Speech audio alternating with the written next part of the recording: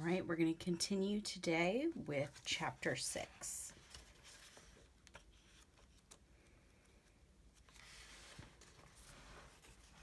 One thing trees and crows have in common, in fact, one thing all the natural world has in common, is the rule that we're not supposed to talk to people.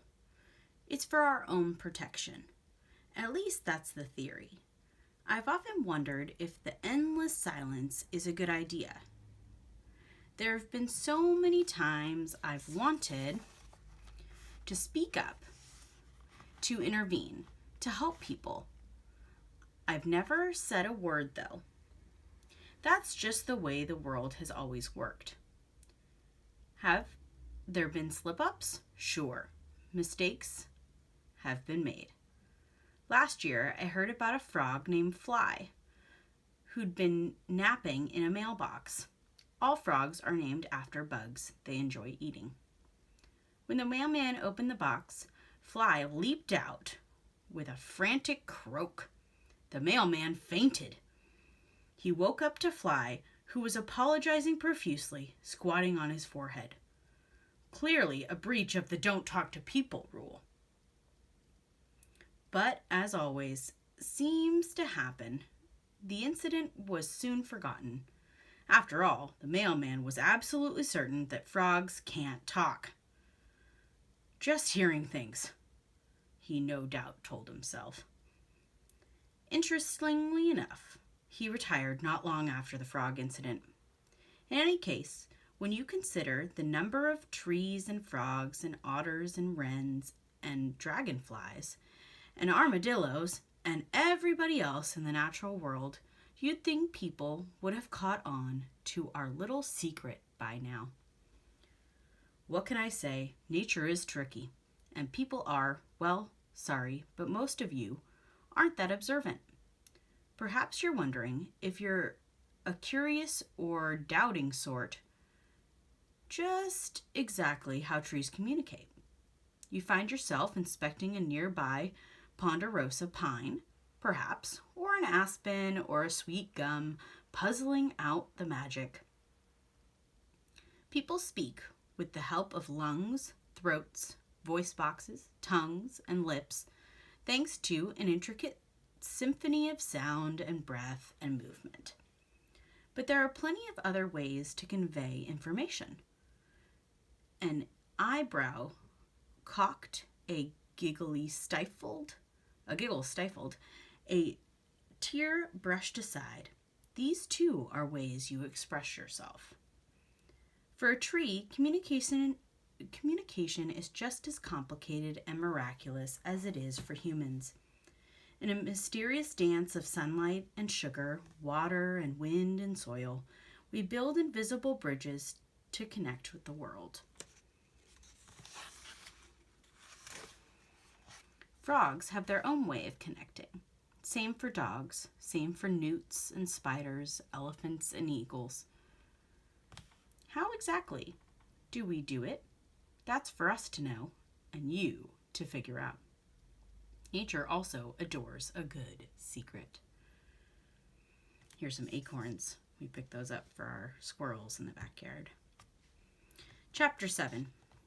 I'm not just a tree, by the way. I'm a home, a community. Flocks nest on my branches, burrow between my roots, lay eggs on my leaves. And then there are my hollows. Tree hollows, holes in a trunk or branch, are not uncommon, especially in trees like me who've been around a while. Hollows can be small enough for tiny salt and pepper chickadees or a family of deer mice, or they can be quite large, big enough for an open-minded bear. Of course, I'm a city tree. We don't get a lot of bears around here unless they're of the teddy variety. But I've hosted more than my share of raccoons, foxes, skunks, opossums, and mice. One year I was home to a lovely and exceedingly polite porcupine family. I've even sheltered a person. Long story, I have lots of those stored up the way a squirrel hoards acorns. Hollows happen for many reasons: woodpeckers, fallen branches, lightning, disease, burrowing insects. In my case, I have 3 hollows. 2 medium-sized ones were made by woodpeckers. The largest one happened when I was quite young. I lost a large branch that was weakened by wet snow during a northeaster. It was a big wound, slow to heal, and my spring leafing that year was paltry, my fall color pale, and frankly embarrassing. But eventually the hole healed, widened with the help of insects, and now, about 4 feet off the ground, I have a deep oval hollow. Hollows offer protection from the elements, a secure spot to sleep and to stash your belongings. They're a safe place. Hollows are proof that something bad can become something good, with enough time and care and hope. Being a home to others isn't always easy. Sometimes I feel like an apartment complex with too many residents. Residents who don't always get along. Still, we make it work. There's a lot of give and take in nature. Woodpeckers hammer at my trunk, but they also eat annoying pests. Grass cools the earth, but it also bickers with me over water. Every spring brings new residents, old friends, and more chances for compromise.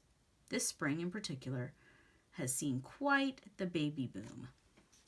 Currently, I am home to owl nests, baby opossums, and tiny raccoons. I am also visited regularly by the skunk kits who live underneath the front porch of a nearby house. This is unprecedented. Never have I sheltered so many babies. It just doesn't happen. Animals like space, and they like their own territory. Normally, they would be arguing, perhaps even a stolen nest or a midnight battle. And certainly, there have been some disagreements, but I've made it clear that eating your neighbors will not be allowed while I'm in charge. Me, I don't feel crowded at all, having so much company. Making others feel safe is a fine way to spend your days. Couldn't agree more. Chapter 8. I have one more community member, although visitor is probably a better way to describe Samara. In January, she moved with her parents into one of the houses I shade, a tiny blue house with a sagging porch and a tidy garden.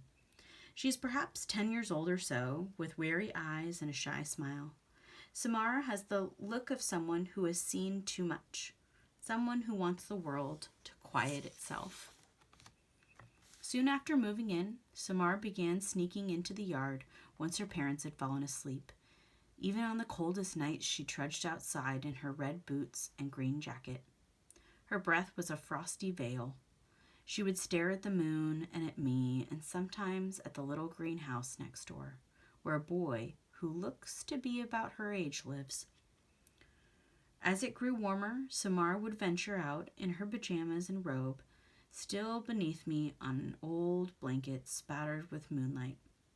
Her silence was so complete, her gentleness so apparent, that the residents would crawl from their nests at thistledown and dandelion's fluff to join her. They seemed to accept her as one of their own. Bongo especially loved Samara. He would flit to her shoulder and settle there. Sometimes she would say hello in a fine imitation of Samara's voice. Remember, Bongo's the crow. Often Bongo gave Samara little gifts she'd find during her daily flights: a Monopoly token, the car, a gold hair ribbon, a cap from a root beer bottle. Bongo keeps a stash of odds and ends in one of my smaller hollows, which the opossums kindly tolerate. You never know who I might need to bribe, she likes to say. But her gifts to Samara weren't bribes. They were just Bongo's way of saying, I'm glad we're friends.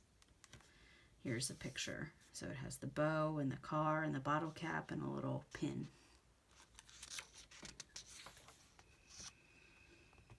If this were a fairy tale, I would tell you there was something magical about Samara. That she cast a spell on the animals, perhaps. Animals don't just leave their nests and burrow willingly. They are afraid of people, with good reason. But this isn't a fairy tale, and there was no spell. Animals compete for resources, just like humans. They eat one another. They fight for dominance. Nature is not always pretty or fair or kind. But sometimes surprises happen. And Samar, every spring night, reminded me there is beauty in stillness and grace in acceptance. And that you've never too old to be surprised. Chapter 9. I was pleased to see Samar's family join the neighborhood. It had been a long time since we'd had any newcomers, but I knew that with time they would put down roots, just like so many other families, from so many other places. I know a thing or two about roots. One night, not long ago, Samara came out to visit. It was 2 a.m, late even for her. She'd been crying. Her cheeks were damp. She leaned against me, and her tears were like hot rain. In her hand was a small piece of cloth, pink with little dots. Something was written on it. A wish. The first wish I'd seen in months. I wasn't surprised she knew about the Wishtree tradition. I'm kind of a local celebrity. Samara reached up, gently pulled down my lowest branch, and tied the fabric in a loose knot. I wish, she whispered, for a friend.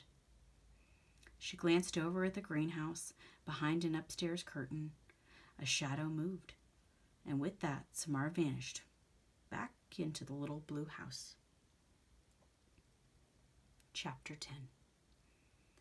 When you stand still for over 2 centuries while the world whirls past, things happen.